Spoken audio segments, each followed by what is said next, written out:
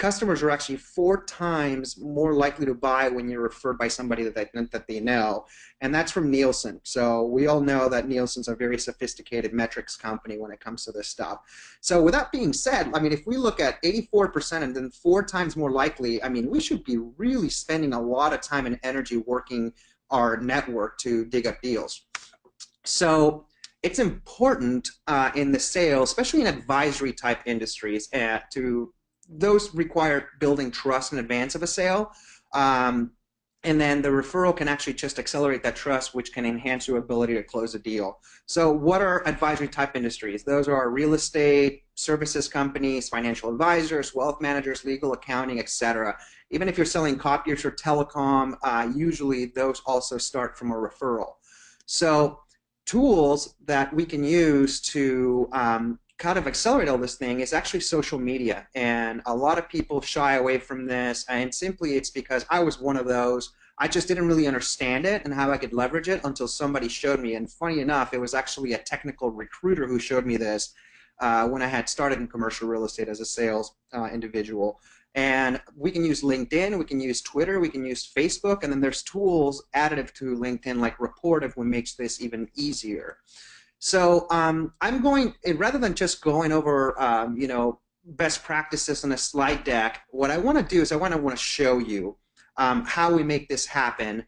So in this exercise or example, I'm going to have a target. So there's a gentleman who many of you may know at Cushman & Wakefield named Sean Kantakovic. He's one of their top guys, runs a big team, and I want to get in touch with him. So I know that my software, I know that Digsy AI can help him and his team be more productive, and I know that his competitors are using it. So how do I get in front of them? So one thing that I will absolutely do first things first is I will actually go into LinkedIn. So I'm going to expand this a little bit so I can hide my clutter.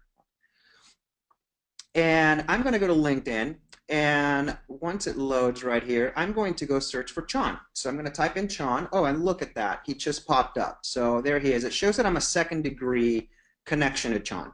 And that means that, hey, Chon and I aren't first-degree connections, so we can't really connect, but somebody that I know knows Chon.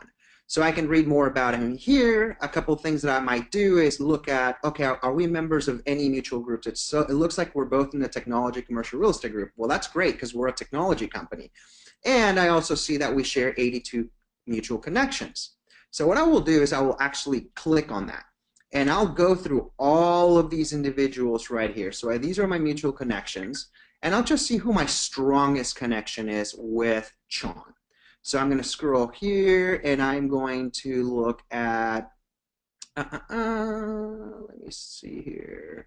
So I actually just identify somebody who I know very well, right? But he works at the same company. He's not yet using the software. So I'm not going to make that introduction there. So I'm going to go and see who my strongest connection is. And I have a lot of them. Okay, great. So he knows Eric Paulson. Eric Paulson is a friend of mine who works at auction.com 10x.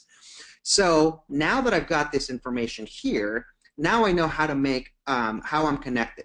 Now, the good thing is if for some reason Eric doesn't have a strong relationship with Chon, I've got 81 other people that can connect me to Chon.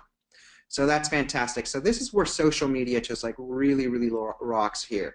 So when I go back to my slide deck here, I'm going to make sure, so if you saw that I've got 82 connections, this is why you want to add everybody on LinkedIn.